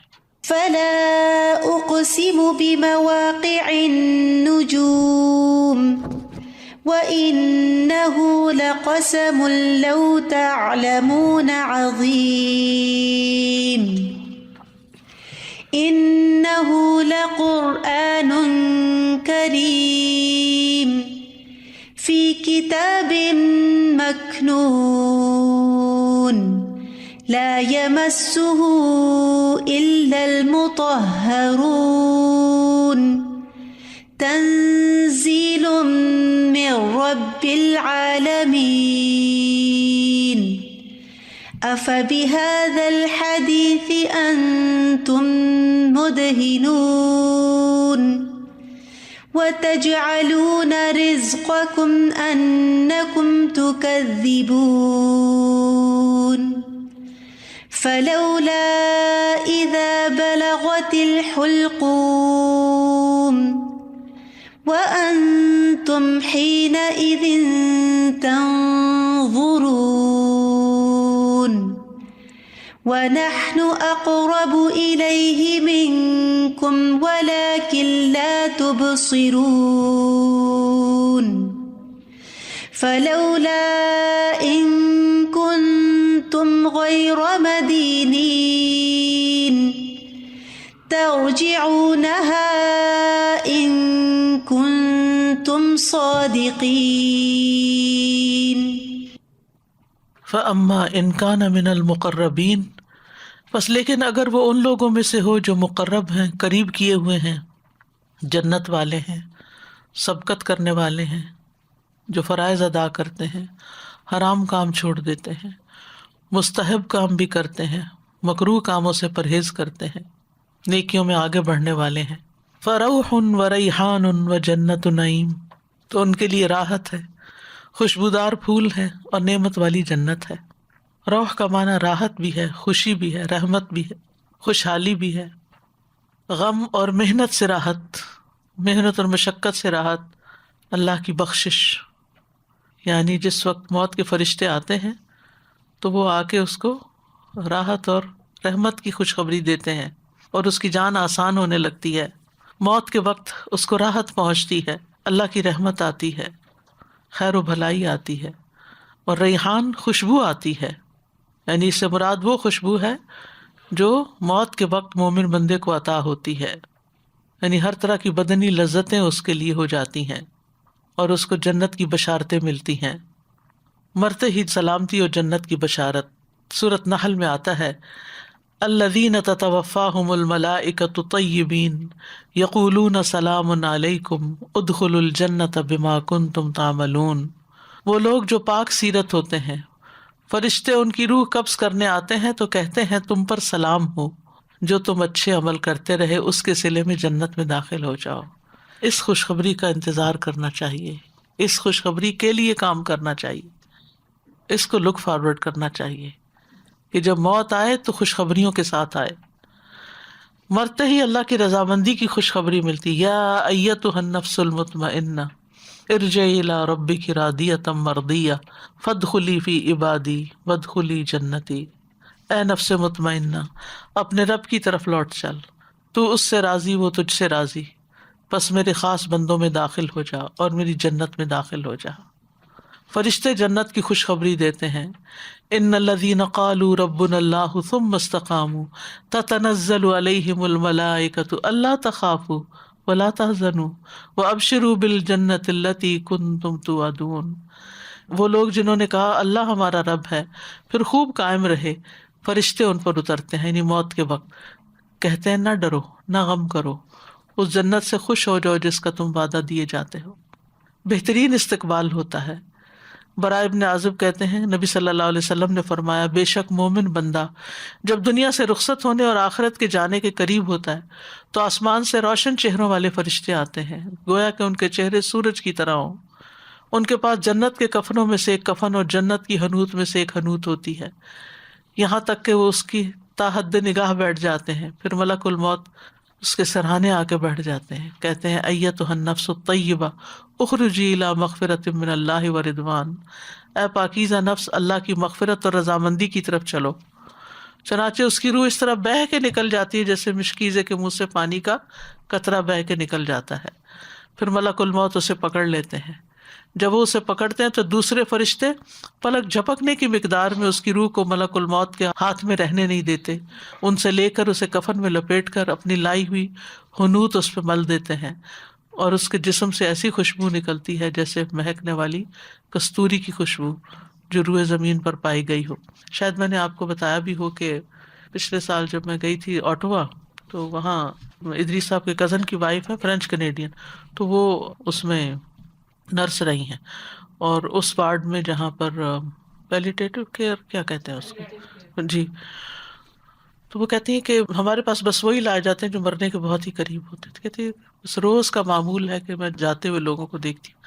کہتی اتنے سالوں میں، شاید 30-35 سال سے اس کا ایکسپیرینس ہے نرسنگ کا، وہ کہتی اتنے سالوں میں ایک مسلمان کی باڈی سے جب روح نکلی اتنی خوشبو کمرے میں پھیل گئی کہ سب نے، مسلم نان مسلم سب نے اس کو بہت نوٹس کیا. تو یہ کیا چیز تھی؟ تو یہی چیز ہے کہ ایسے لوگوں کے لیے. تو پھر میں نے اس سے پوچھتی رہی کہ اور لوگوں کے ریئیکشن کیا ہوتے ہیں، مختلف لوگوں کی جان کیسے نکلتی ہے، بہت ڈفرینٹ ایکسپیرینس. ظاہر ہے جیسے عمل ہوں گے، جو جتنا اچھا ہوگا، جس کا پتہ نہیں کون سا خفیہ نیک عمل ہوگا جو کسی کو بھی پتہ نہیں ہوگا، اور اللہ کی خاطر، اللہ کے چہرے کی خاطر کیا گیا ہوگا. یہ اصل خوش قسمتی اور اصل کامیابی یہ ہے. اچھے کپڑے پہن لینا یا اچھا زیور مل جانا یا دنیا کی نعمتیں بھی اللہ کا شکر ہے، وہ بھی اچھی چیز ہے، لیکن ان سب سے بڑی نعمت یہ ہے کہ انجام اچھا ہو، خاتمہ اچھا ہو. پھر وہ فرشتے جب روح کو لے کے آسمان کی طرف چڑھتے، جہاں جہاں سے گزرتے ہیں فرشتے پوچھتے ہیں یہ کون جا رہا ہے، تو اس کے اچھے سے نام کے ساتھ بتاتے ہیں کہ یہ فلاں جا رہا ہے. پھر آسمان کا دروازہ کھلتا ہے، ہر آسمان کے مقرب فرشتے ساتھ چل پڑتے ہیں، یعنی جنازے کے ساتھ ایک طرح سے 7ویں آسمان تک پہنچا دیا جاتا ہے، اعلیٰ علیین میں پہنچا دیا جاتا ہے، اور روح و ریحان کی مسلسل بشارتیں دی جاتی ہیں اس کو. اور سب فرشتے کہتے ہیں مرحباً بالنفس الطیبہ کانت فی الجسد الطیب ادخلی حمیدۃ وابشری بروح وریحان ورب غیر غضبان. ایسے رب کی خوشخبری کہ جو ناراض نہیں تم سے. پھر روح کو آسمان سے دوبارہ نیچے لایا جاتا ہے اور جسم میں دوبارہ لوٹائی جاتی ہے. پھر وہاں حساب کتاب ہوتا ہے. ادھر سے مومن میت جو ہے وہ چاہتی ہے کہ جلد قبر کی طرف جائے، تو اس لیے مورچیز میں رکھ دینا اور فریزر میں رکھ دینا اور اس کا انتظار، اس کا یہ چیزیں چھوڑ دینی چاہیے. اپنی خاطر ہم میت کو کیوں خراب کرتے رہتے ہیں؟ یہی وصیت کرنی چاہیے کہ جلد از جلد دفن کیا جائے. پھر مومن کے لیے قبر روشن اور وسیع ہو جاتی ہے، چاند کی طرح کی روشنی کر دی جاتی ہے، قبر کو 70 ہاتھ کشادہ کیا جاتا ہے، سبزے اور خوشحالی سے بھر دی جاتی ہے، صبح شام جنت کا ٹھکانہ دکھایا جاتا ہے، اس سے اس کی خوشی میں اور زیادہ اضافہ ہوتا ہے اور جنت کا رزق بھی اس کو ملتا ہے۔ ایک انصاری صحابی سے روایت ہے، ایک مرتبہ ہم لوگ رسول اللہ صلی اللہ علیہ وسلم کے ہمراہ ایک انصاری کے جنازے میں نکلے۔ اس وقت میں نوعمر تھا اور اپنے والد کے ساتھ تھا۔ رسول اللہ صلی اللہ علیہ وسلم قبر کے گڑھے کے کنارے بیٹھ گئے اور قبر کھودنے والے کو تلقین کرنے لگے کہ سر کی جانب سے اسے کشادہ کرو اور دونوں پاؤں کی طرف سے بھی کھلا کرو، اس کے لیے جنت میں انگور کے بہت سے خوشے ہیں۔ پھر ایسی میت کیا چاہتی ہے کہ میرے گھر والوں کو بتایا جائے کہ میرے ساتھ کتنا اچھا سلوک کیا گیا، اور اسے کہا جاتا ہے کہ یہاں اب تم آرام سے رہو، اور مومن کو سکون کی نیند ایک طرح سے دے دی جاتی ہے، یعنی پرسکون ہو جاتا ہے، اور بندوں پر بعد والوں کے اعمال پھر پیش کیے جاتے ہیں۔ وَأَمَّا إِنْ كَانَ مِنْ أَصْحَابِ الْيَمِينَ، لیکن اگر وہ دائیں ہاتھ والوں میں سے ہو، اصحاب الیمین میں سے ہو، یعنی جنہوں نے واجبات تو ادا کیے، محرمات کو چھوڑا، لیکن کچھ کوتاہیاں بھی ہوئیں۔ ہاں، یہ ہے کہ ایمان اور توحید میں کوئی خلل نہیں تھا۔ فَسَلَامٌ لَكَ مِنْ أَصْحَابِ الْيَمِينَ، تو کہا جائے گا سلام ہے تجھ پر، تو دائیں ہاتھ والوں میں سے ہے۔ سلام یعنی تجھے خوف سے سلامتی ہو، سلام کا تحفہ ملے گا۔ ملک الموت آ کے سلام کریں گے، منکر نکیر سلام کریں گے، قیامت کے دن فرشتے سلام کریں گے، فرشتے ہر عذاب سے سلامتی کی خبر دیں گے۔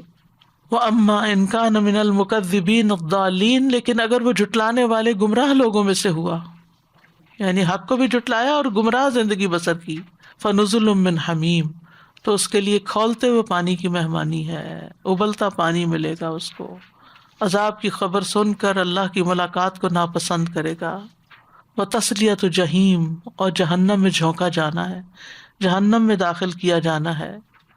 إِنَّ هَذَا لَهُوَ حَقُّ الْيَقِينِ، بے شک یقیناً یہی ہے وہ سچ جو یقینی ہے۔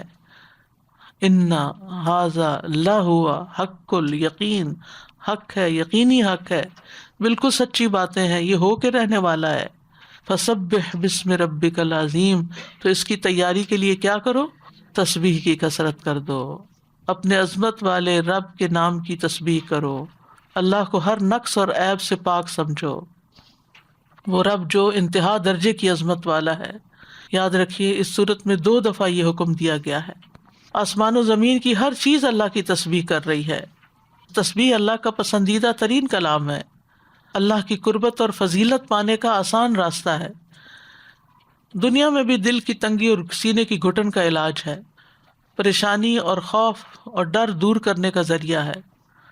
تسبیح کرنا صدقہ بھی ہے۔ صبح جب 360 جوڑوں پہ صدقہ لازم ہوتا ہے تو سبحان اللہ کہنا صدقہ ہے، ایک ایک جوڑ کا، الحمدللہ کہنا، لا الہ الا اللہ کہنا، اللہ اکبر کہنا۔ تو تسبیح کے ذریعے نیکیاں ملتی اور گناہ جھڑتے ہیں۔ ایک دفعہ تسبیح پڑھنے سے زمین و آسمان بھر جاتے ہیں۔ 100 اونٹ اللہ کے راستے میں دینے سے زیادہ افضل عمل ہے جو سورج طلوع ہونے اور غروب ہونے سے قبل سبحان اللہ 100 بار کہے۔ 2 کلمات ہیں، زبان پہ بڑے ہی ہلکے ہیں، میزان میں بہت بھاری ہیں، سبحان اللہ و بحمدہ، سبحان اللہ العظیم۔ اور جو شخص پڑھتا ہے سبحان اللہ العظیم و بحمدہ، اس کے لیے جنت پہ کھجور کا ایک درخت لگا دیا جاتا ہے۔ تو بہرحال یہ قرآن مجید کی بڑی اہم صورتوں میں سے ایک صورت تھی۔ اس کے بارے میں کہا جاتا ہے کہ اگر اس کے علاوہ کوئی اور صورت نہ بھی ہوتی تو ہدایت کے لیے ایک بھی کافی، اس لیے اس کو بار بار پڑھتے بھی رہنا چاہیے۔ عام طور پر لوگ رزق کی فراوانی کے لیے پڑھتے ہیں، جبکہ وہ حدیث ضعیف ہے، ثابت نہیں ہے، لیکن آخرت کے رزق کے لیے بہرحال مفید صورت ہے۔ انسانوں کے 3 گروہوں کا بڑی ڈیٹیل کے ساتھ تذکرہ ہے یہاں، اور ان کے انجام کا بھی ذکر، اور خاص طور پر موت کے وقت انسان کو جو پیش آنے والا ہے اس کا یہاں پر ذکر کیا گیا ہے۔ اور پھر بیچ میں قرآن کے ساتھ تمہارا تعلق کیا ہے، سیریسلی لیتے ہو یا یو ٹیک اٹ لائٹلی، اور بس کیجولی جب دل چاہے تم اس کو پڑھ لو، جب دل چاہے چھوڑ دو۔ تو اللہ سبحانہ وتعالیٰ سے دعا ہے کہ اللہ سبحانہ وتعالیٰ ہمیں مقربین میں شامل کر لے، اور ہمارے گناہوں کو صاف کر دے ہم سے، اور گناہوں کو چھوڑنے کی توفیق عطا فرمائے اور ہم سے راضی ہو جائے۔ فَأَمَّا إِن كَانَ مِنَ الْمُقَرَّبِينَ فروح وريحان وجنة نعيم وأما إن كان من أصحاب اليمين فسلام لك من أصحاب اليمين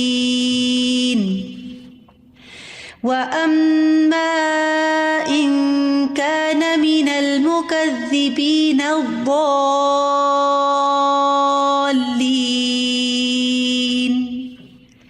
فنزل من حميم وتصلية جحيم إن هذا لهو حق اليقين